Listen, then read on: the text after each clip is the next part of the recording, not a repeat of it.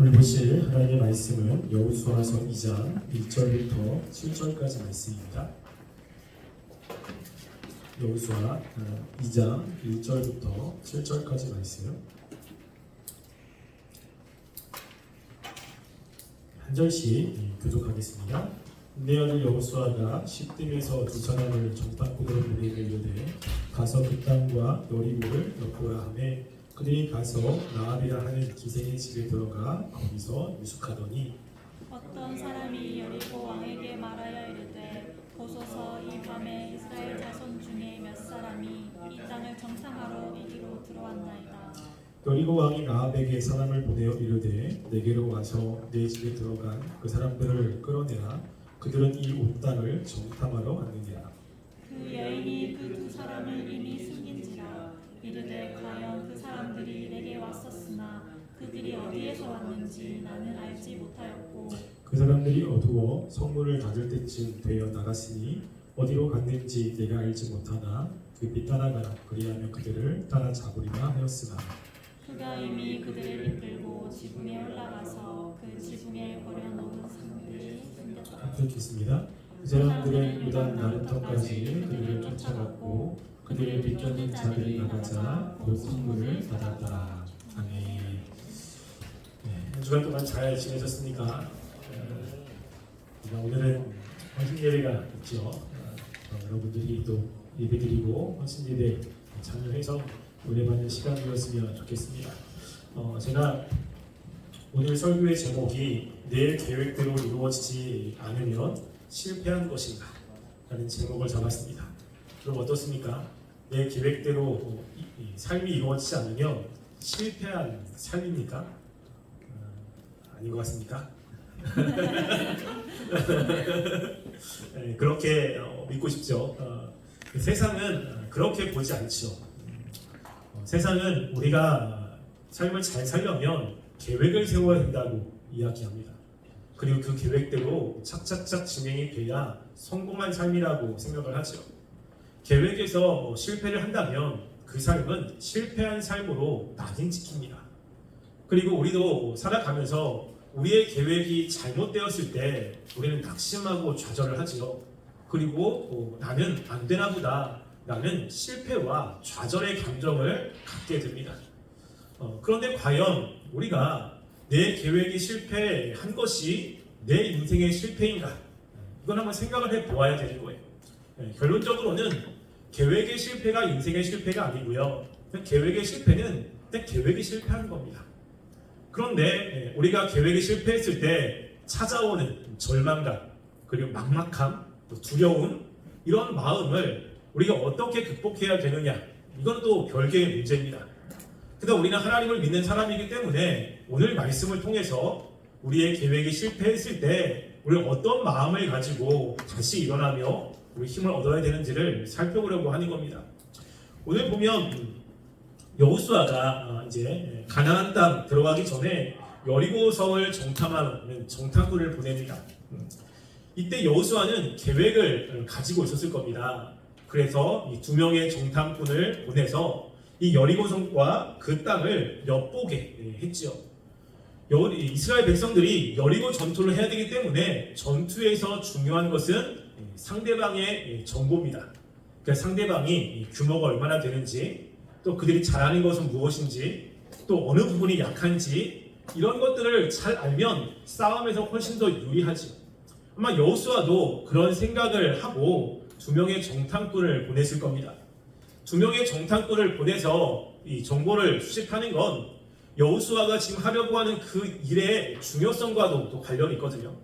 그러니까 여호수아가 지금 하려고 하는 것은 굉장히 중요한 거예요. 여리고성을 정복하지 못하면 이스라엘 백성들의 삶은 굉장히 어려울 수밖에 없습니다. 다시 애국으로 돌아갈 수도 없고, 그리고 많은 사람들이 살아갈 터전이 사라지게 되는 거예요. 그러니까 여리고성을 정탐하고 또 그 정보를 얻는 것은 굉장히 중요한 일이었어요. 그러면 중요한 일이면 계획을 더 세밀하게 세우겠죠. 덜 중요한 일이면 계획을 그렇게 치밀하게 세우지 않지만 중요하면 중요할수록 계획을 굉장히 치밀하게 세웁니다. 여러분, 우리나라가 2021년에 아프간에 우리나라 사람들이 이렇게 피격되었을 때, 거기 전쟁이 나고 비행기가 뜨지 않는 그때 우리나라에서 자국민을 보호하기 위해서 비밀리에 작전을 수행했잖아요. 그래서 그때 많은 우리나라 백성들이 한국으로 돌아왔습니다. 굉장히 중요한 작전이기 때문에 시간별로 또 여러 가지 대안들을 생각하며 정말 철저하게 준비를 하고, 그리고 그 작전에 성공을 했습니다. 그래서 그때 다른 나라와 비교해서 우리나라의 그 군사력, 그리고 계획력, 추진력을 많이 칭송을 한 사건이 있거든요. 그러니까 중요한 일수록 계획을 치밀하게 세워야 됩니다. 여호수아도 계획을 치밀하게 세웠어요. 그래서 이 여리고성을 정복하는데 몇 명을 보냈냐면 2명을 보냈는데, 그 2명을 보내는 그 모든 일을 비밀리에 지금 진행을 하고 있습니다. 그것을 알 수 있는 게 우리나라 성경에는 나오지 않지만 1절에는 눈의 아들 여호수아가 시딤에서 그 다음에 단어가 하나가 있어요. 그게 바로 비밀리에, 은밀히라고 하는 단어가 포함되어야 되는데 빠졌습니다. 여호수아가 은밀히 2사람을 부른 거예요. 그래서 은밀이라는 것은 여호수아와 이 2사람 빼고는 아무도 이 일을 알 수 없는 거죠. 아무도 모르게 한 겁니다. 이스라엘 백성들, 장로들, 지도자들 뿐만 아니라 다른 누구도 알 수 없게 여호수아가 이 2사람에게 지령을 내린 거죠. 그리고 또 2사람을 선정한 것도 치밀한 계획 가운데 세운 겁니다. 왜냐하면 왜 2사람일까? 라고 했을 때 아마 2가지 생각을 할 수 있는데요. 첫 번째는 여호수아가 경험에 의해서 2사람을 선정을 했습니다. 우리가 가데스 바냐에서 12명의 정탐꾼을 보냈잖아요. 그래서 각 지파별로 1명씩 뽑았습니다. 1명씩 뽑을 때 그 사람들은 그 지파의 지도자들이었습니다. 믿음이 좋고, 그리고 다른 사람들 이끌어갈 만한 지도자를 선정해서 보냈는데, 그 12명의 정탐꾼이 40일 동안 정탐하고 난 이후에 의견이 갈라졌어요. 그러니까 10명의 정탐꾼의 이야기와 2명의 정탐꾼의 이야기가 갈려지죠. 이것 때문에 이스라엘 백성이 한번 큰 홍역을 치른 적이 있어요. 그래서 이스라엘 백성들이 10명의 정탐꾼의 이야기를 듣고 다 부정적인 생각을 하고, 그것 때문에 하나님의 일들이 어긋난 이런 일들이 있었잖아요. 여호수아가 이것을 또 생각을 한 거예요. 그래서 2명을 보낸 겁니다. 2명. 여러 사람의 이야기가, 의견이 필요하지 않고 2명만 보내서 보게 하는 거죠. 아마 여호수아, 갈렙 본인 이 2사람을 생각했을 수도 있습니다. 또 성경적으로는 아마 2명은 증인의 숫자죠. 그래서 1명의 이야기는 좀 신빙성이 없고, 그것이 진짜라는 것을 밝히기 위해서는 2명이 필요하니까 아마 2명을 보냈을 겁니다. 그리고 이 2사람이 가서 어디에 들어가냐면 기생 라합의 집에 들어갑니다. 이것도 계산에 의한 거예요. 여리고성은 많은 사람들이 들락날락하는 곳입니다.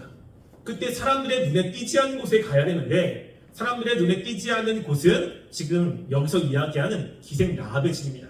기생이라는 것은 창녀고요. 그 당시 돈을 받고 이제 몸을 파는 사람들이었습니다. 그러니까 이곳에는 눈에 잘 띄지 않아요. 돈만 주면 들어갈 수 있는 곳이기 때문에 사람의 눈에 띄지 않는 집이었습니다. 그래서 누구나 다 들어가기 쉬운 곳에 들어가서 여리고성 사람들의 그런 정보를 얻으려고 들어간 거죠. 그러니까 이 모든 게 바로 철저한 계획 가운데 진행이 된 겁니다. 이렇게 진행을 해서 여리고성의 정보를 얻고, 그리고 싸움을 할 때 유리한 싸움을 하기 위해서 나름대로 노력을 했습니다. 근데 문제는 이 계획이 틀어졌어요. 계획이. 이 2명의 정탐꾼이 들어가자마자 발각이 됐습니다. 그러니까 여리고성에 들어가서 이 2명의 정탐꾼이 한 것이라고는 숨어 있다가 나온 것밖에 없어요. 3일 동안 여리고성에 있었는데 3일 동안 숨어 있다가 나온 게 끝이에요. 한 게 없는 거죠. 아마 이 2명의 정탐꾼은 아마 자기 나름대로 잘 몸을 숨기고 또 위장을 잘해서 들어갔다고 생각을 했겠죠. 그런데 들어가자마자 걸립니다. 그 2절이 바로 그 말씀이잖아요. 2절 보시면 어떤 사람이 여리고 왕에게 말하여 이르되 보셔서 이 밤에 이스라엘 자손 중에 몇 사람이 이 땅을 정탐하러 이리로 들어왔나이다. 어떤 사람이라고 하면 특정한 사람이 아니에요. 그러니까 누군가가 봐서 그 여리고 왕에게 이 정보를 제공한 거죠. 근데 그 정보가 정확해. 이 사람들이 이스라엘 백성이라는 것도 알아요. 그리고 이 사람들이 들어온 목적도 압니다. 이 땅을 정탐하러 왔다. 그러니까 들어가자마자 걸린 겁니다.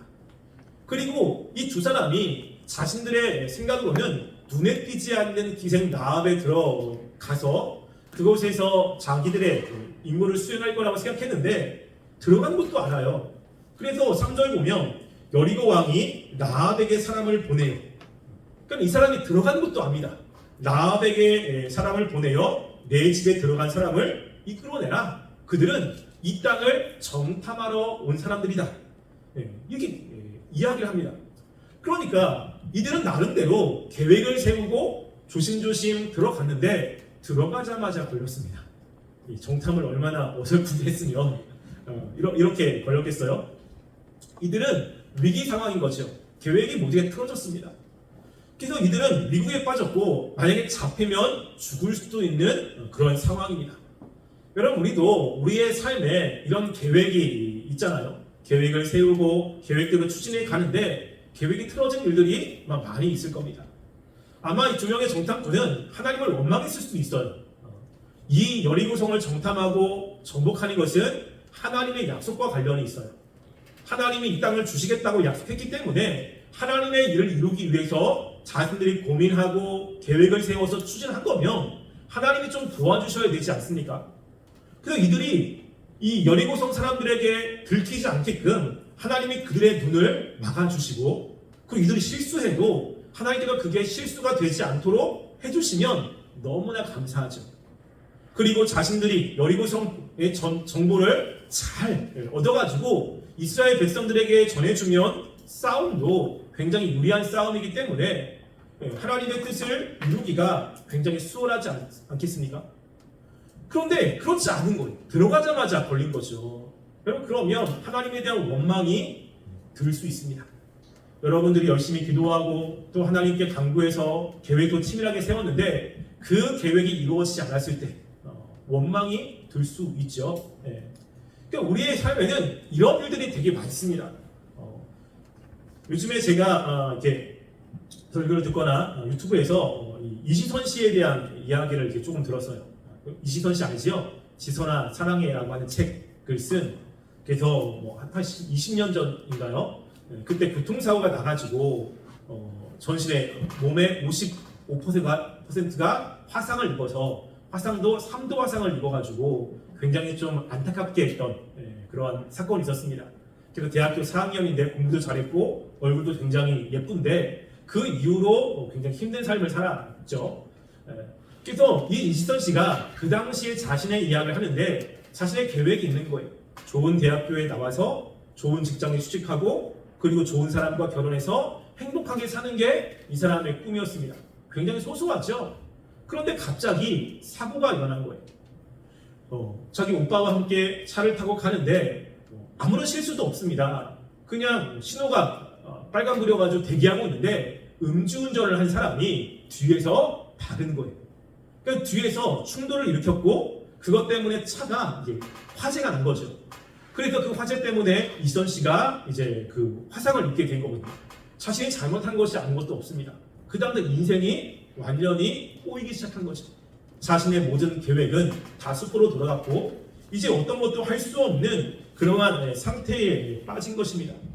여러분, 근데 이렇게 우리의 계획이 끝났다고 해서 우리의 삶이 끝났느냐 라고 하면 그렇지 않습니다.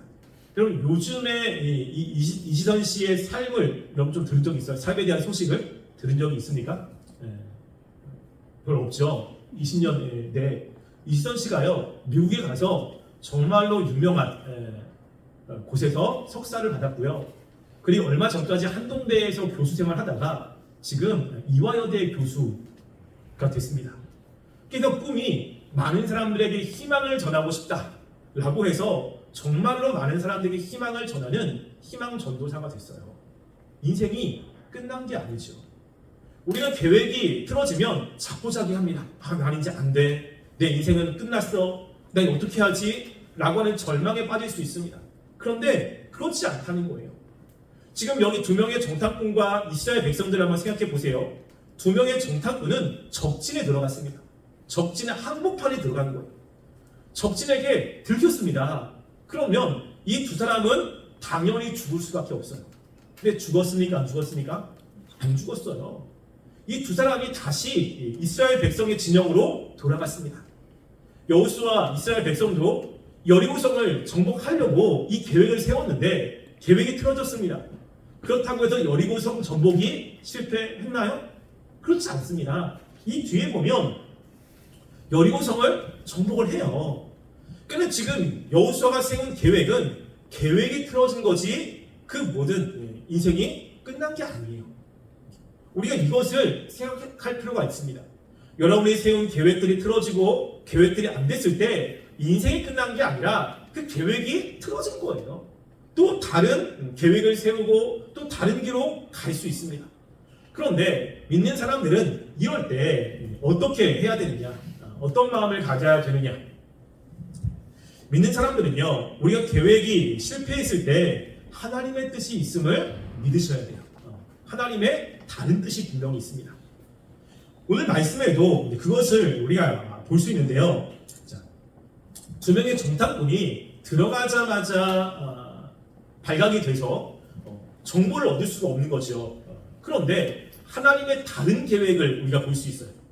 이들이 발각이 되면서 두 가지의 하나님의 계획이 이루어지게 됩니다.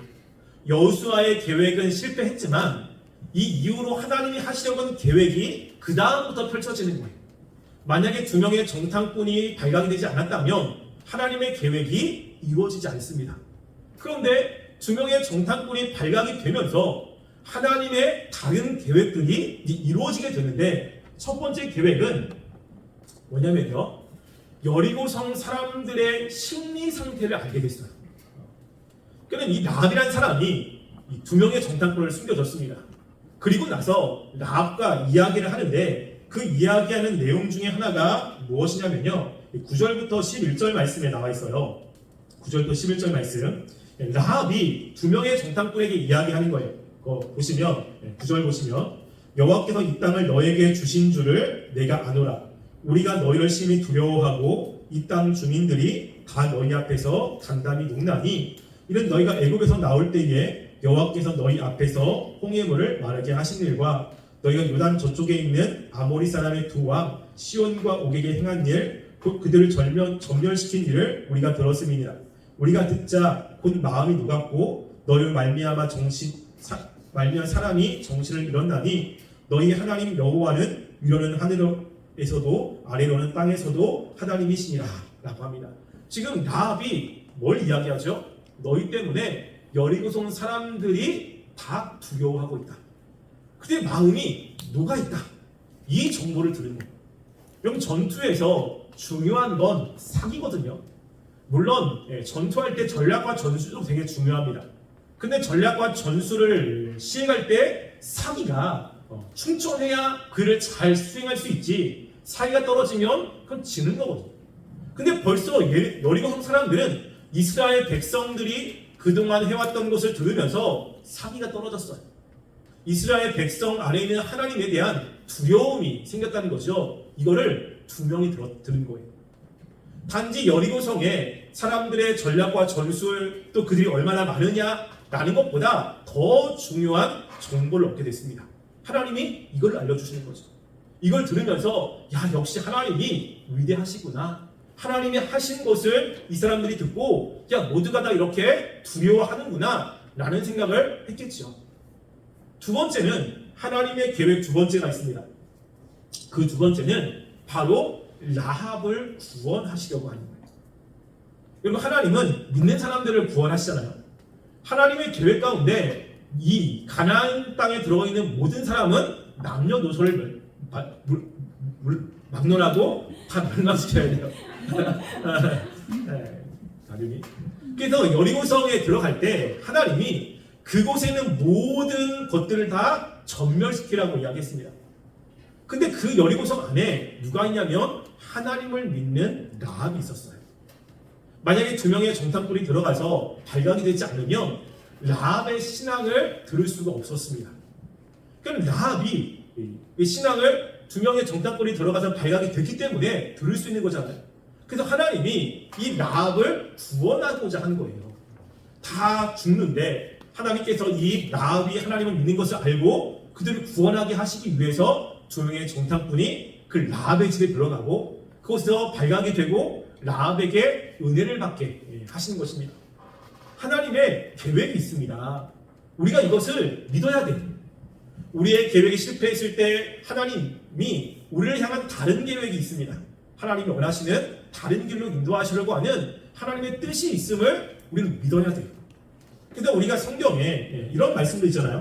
우리 로마서 8장 28절 말씀 함께 읽어볼게요. 로마서 8장 28절 함께 읽어보겠습니다. 시작. 우리가 알거니와 하나님을 사랑하는 자, 곧 그의 뜻대로 부르심을 입은 자들에게는 모든 것이 합력하여 선을 보이리라.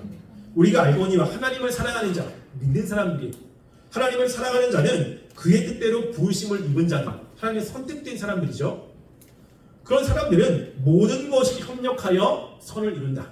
여기 모든 것에는 내 계획이 실패한 것도 들어있습니다. 내가 열심히 했고 노력했는데 그 계획대로 되지 않은 것도 포함되어 있어요. 그 모든 것이 협력하여 선한 길로 갑니다. 여러분, 선이라는 것은 토부거든요. 토부.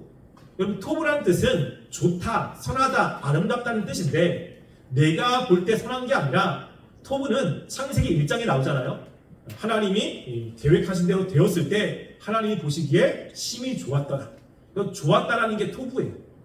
그러면 좋았다는 의미가 뭐냐면 하나님의 계획하신 대로 된 거예요. 우리가 어떤 그림을 그리려고 할 때 내가 그림을 어떻게 그려야 할지 생각을 하죠. 계획을 세웁니다. 그래, 그 계획대로 되면 야, 잘했다, 야, 좋다라고 이야기하죠. 내 계획에서 틀어지면 아, 좋지 않다, 이렇게 이야기하잖아요. 하나님이 원하시는, 여기서 말씀하는 토부가 그런 거예요. 하나님이 계획하신 대로 그 모든 게 그대로 되어진 거예요. 그러니까 하나님이 보기에 좋다 이거죠. 뭐가 있냐면 하나님의 계획이 있어요. 그 하나님의 계획이 이루어진다고 하는 겁니다. 그래서 우리가 힘들 때, 계획이 이루어지지 않을 때 이걸 생각하는 거예요. 하나님을 사랑하는 자, 그 뜻대로 부르심을 입은 자들은 모든 것이 협력하여 선을 이룬다 라는 것을 믿는 것이에요. 또 우리가 잠언 16장 9절 말씀도 있거든요. 잠언 16장 9절 말씀 우리 함께 읽어볼게요. 비슷한 말씀인데 읽어보겠습니다. 시작. 사람이 마음으로 자기의 길을 계획할지라도 그의 걸음을 인도하신 이는 여호와이십니다. 사람이 마음으로 자기의 길을 계획합니다. 그런데 그 걸음을 인도하시는 분은 여호와 하나님이 인도하세요. 그러니까 하나님이 그렇게 계획하는 사람들의 삶에도 역사하셔서 인도하시는 하나님의 뜻이 있다는 거죠. 그러니까 우리의 계획이 실패해도 인생이 끝난 게 아니라 하나님의 다른 계획이 있음을 믿고 이렇게 물으셔야 돼요. 하나님의 계획이 무엇입니까? 하나님, 지금 나는 이게 맞다고 생각해서 이렇게 갔는데 하나님, 내가 지금 계획이 이루어지지 않은 걸 보니까 하나님의 다른 뜻이 있는 것 같습니다. 하나님, 그 뜻이 무엇입니까? 라고 물으셔야 돼요. 그냥 계획이 틀어져서 자포자기하고 절망하고 마음에 근심하고 그냥 혼자 끙끙 앓는 게 아니라 우리는 하나님의 백성이잖아요. 하나님이 우리의 삶을 이끌어 가신다. 우리의 삶을 이끌어 가시는 목자십니다. 그래서 그 순간에 하나님의 다른 계획이 있고 그것이 나의 삶에 선하다는 것을 믿고 그때 하나님께 다시 한번 나아가야 됩니다. 여러분, 이게 성경에서 이러한 케이스가 굉장히 많아요. 여러분, 자신의 계획이 실패됐는데 위대하게 쓰임받은 사람이 성경에 있습니다. 혹시 여러분 기억나는 사람이 있을까요? 워낙 많아가지고 그 중에 구약의 한 명, 신약의 한 명을 제가 소개시켜 주려고 하는데요. 구약에는 누구냐면 모세입니다. 모세는 지금도 이스라엘 백성들이 굉장히 위대한 지도자 중에 한 명이죠. 자, 모세가 애굽의 왕자가 되었을 때 자신의 민족을 위해서 일하고자 하는 생각을 가졌습니다. 그래서 그런 생각을 가지고 있는데 애굽 사람이 이스라엘 백성을 학대하는 거예요. 이것을 참지 못해서 애굽 사람을 죽였습니다. 모세가 그렇게 한 거는 아마 자신이 애굽 사람을 죽이는 걸 보면서 이스라엘 백성들이 자신을 믿을 거라고 생각을 했을 겁니다. 그래서 이런 걸 보면서 야, 모세가 그래도 우리 유대인을 위해서 저렇게 일을 했구나, 저런 일을 했구나, 그러면서 모세를 따르는 사람들이 좀 많아질 것을 기대하면서 했을 수도 있어요. 근데 그런 기대를 가졌는데 그 다음 날 유대인들 2명이 싸움을 하는 거예요. 모세가 싸움하는 것을 보고 왜 동족끼리 싸우냐라고 간섭을 했습니다. 근데 그 싸운 사람 중에 한 명이 모세에게 이야기하기를 어제는 이 애굽 사람을 죽이더니 오늘은 우리를 죽이려고 하느냐? 이렇게 이야기하는 거예요. 그냥 모세 자신의 마음을 전혀 알아주지 못하는 거죠. 근데 단지 거기서 끝난 게 아니라 애굽 사람을 죽인 것이 문제가 됐어요. 문제가 돼서 이 모세가 도망자 신세가 됐습니다. 물론 거기엔 정치적인 세력들이 있어요.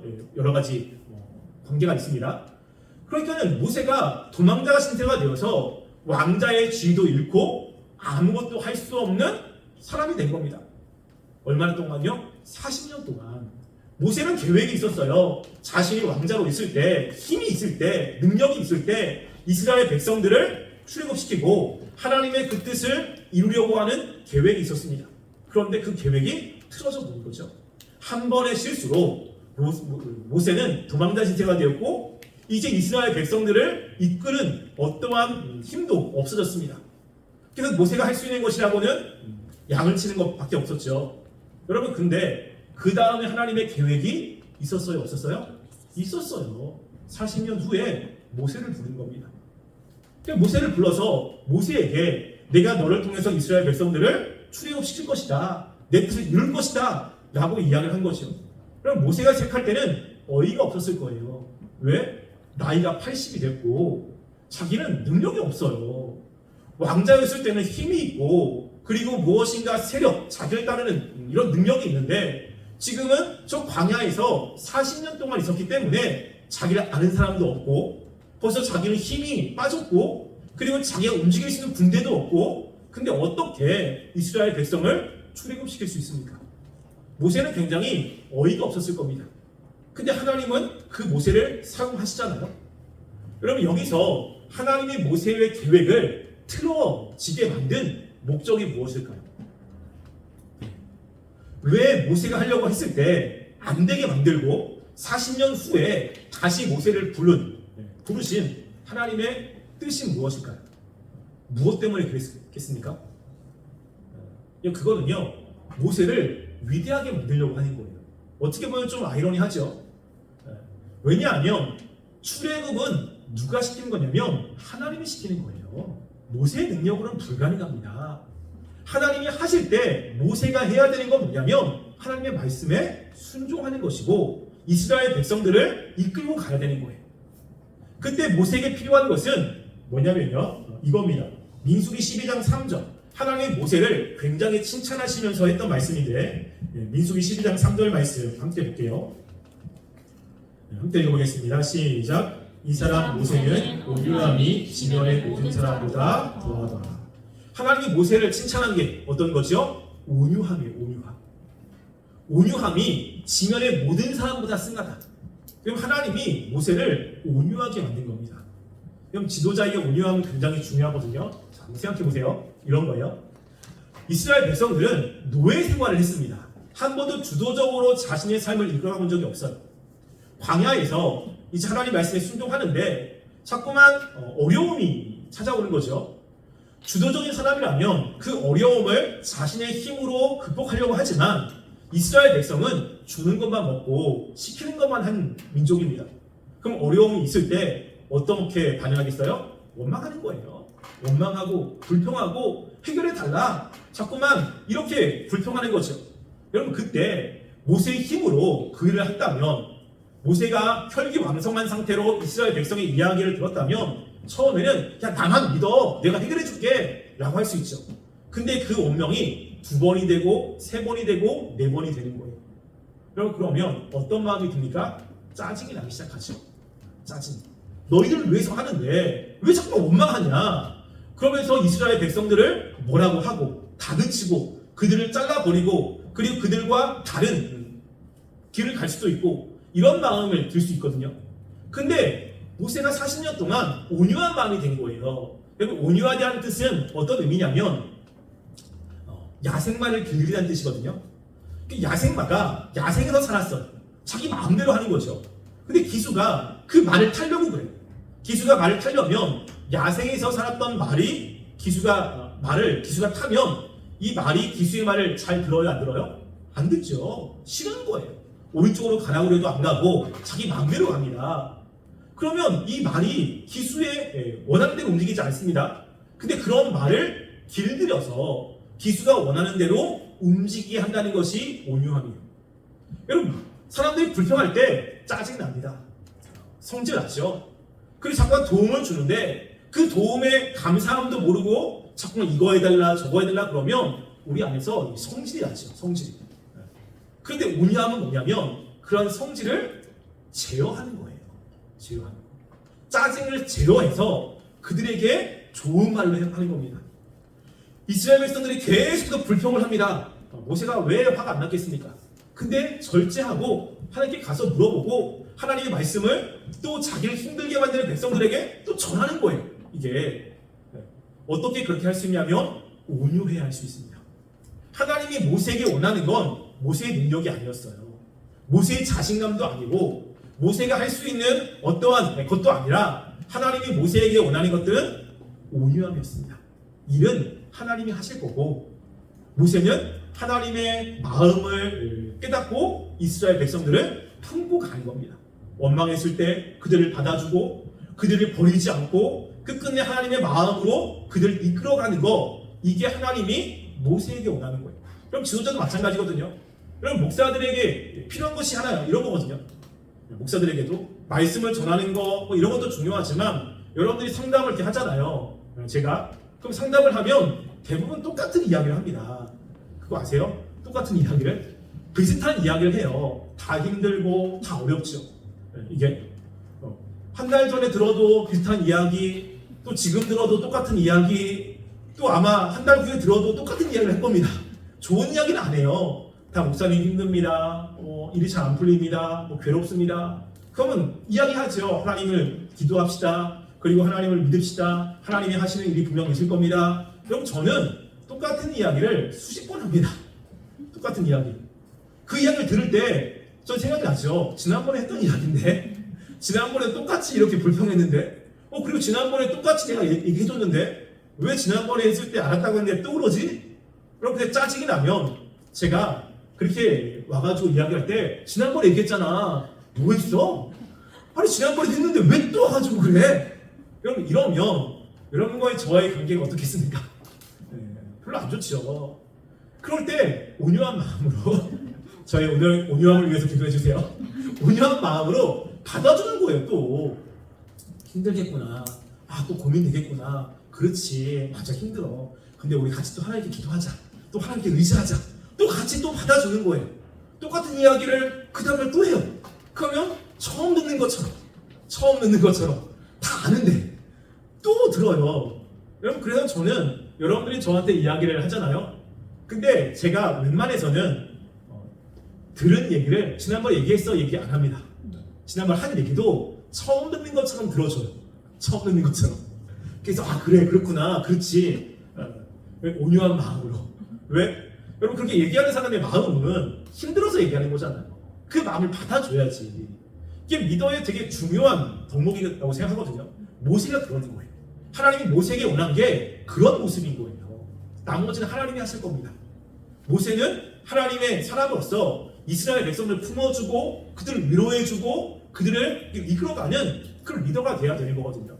이걸 위해서 모세를 40년 동안 그 광야에 있게 하신 겁니다. 그 자신의 마음을 절제하게 만들기 위해서. 신약에도 있습니다. 신약에도 누가 있냐면 바울이 있어요. 바울이. 자, 사도행전 16장 7절 말씀을 볼까요? 사도행전 16장 7절 말씀 함께 읽어보겠습니다. 시작. 무시야 앞에 이르러 비두니아로 가고자 있으되 예수의 영이 허락하지 아니하시리라. 여기 보면요. 무시야 앞에 이르러 비두니아로 가고자 한 것은 1차 전도 여행 때 사도 바울이 복음을 전하게 됩니다. 그 복음을 전한 곳이 비두니아거든요. 이곳에 많은 사람들이 예수를 믿었어요.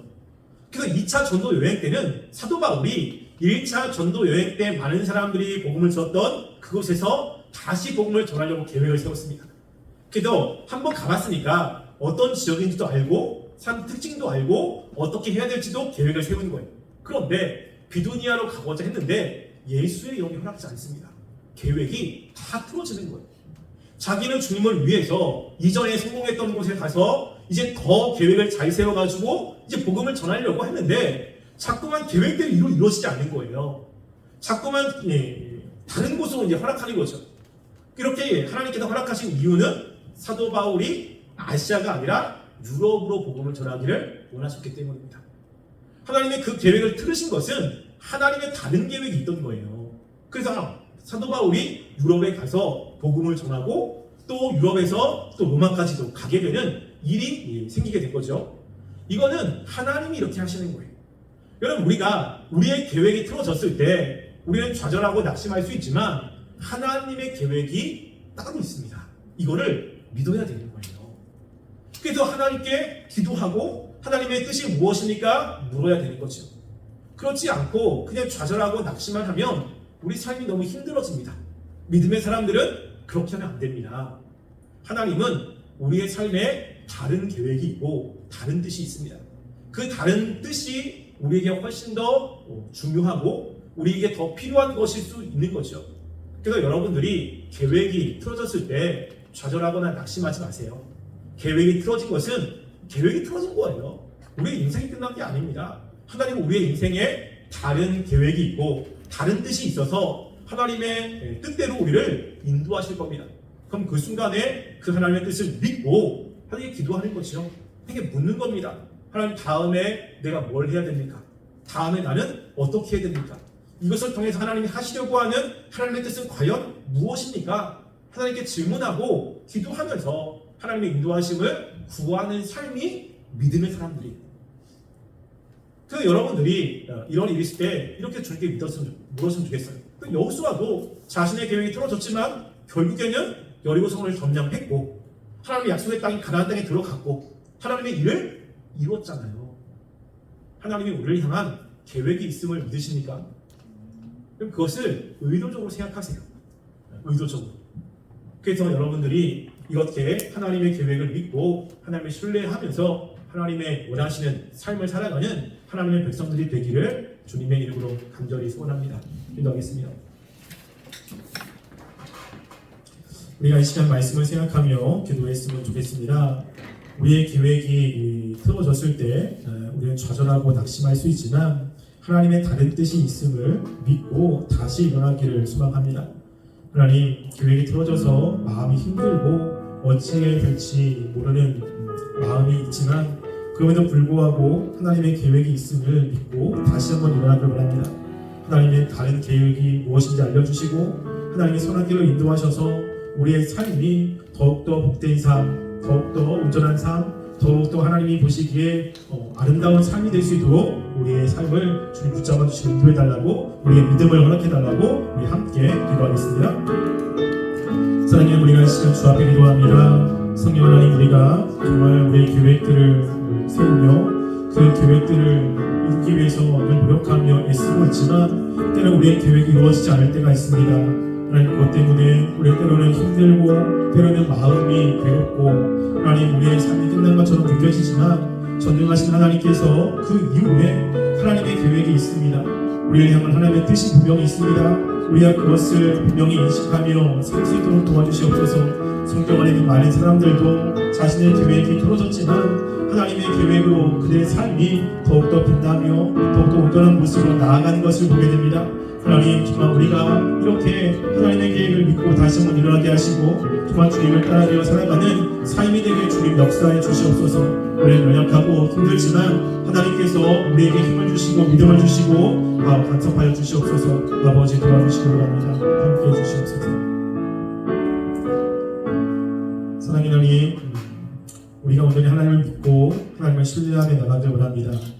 우리가 우리의 삶에 많은 계획을 가지고 실천하며 살아갑니다. 그렇지만 때로는 우리의 계획이 틀어질 때가 있습니다. 우리가 그때 틀어질 때 마음이 힘들고 좌절되고 낙심하게 되지만 그 순간 우리가 믿음으로 다시 한번 일어나게 해 주시옵소서. 하나님의 계획이 있고 하나님의 뜻이 있고 하나님이 우리에게 더 좋은 것을 주시려고 한다는 것을 우리가 생각하며 정말 주님께 더 나가게 도와주시고 하나님이신 힘으로 다시 한번 일어나 정말 우리가 더 선한 길로 갈 수 있도록 도와주시옵소서. 그래서 우리가 우리의 삶에 역사하신 하나님을 더 경험하게 하여 주시기를 소망합니다. 하나님께 또 헌금을 드린 손길이 있습니다. 그 손길을 기억하여 주시고 주님께서 더 풍성한 것으로 더 많은 것으로 채워 주시옵소서. 지금은 우리 주 예수 그리스도의 은혜와 하나님의 사랑과 성령님의 교통하심이 하나님 아무리 힘들고 어려워도 또 내 교회에 틀어줄 그 순간에도 하나님의 선하심을 믿고 하나님의 뜻을 믿고 다시 일어나기로 결단하며 다짐하는 우리 청년부 머리 위에와 그의 가정과 그의 삶의 터전 위에 지금부터 영원토록 함께 있을지어다. 아멘.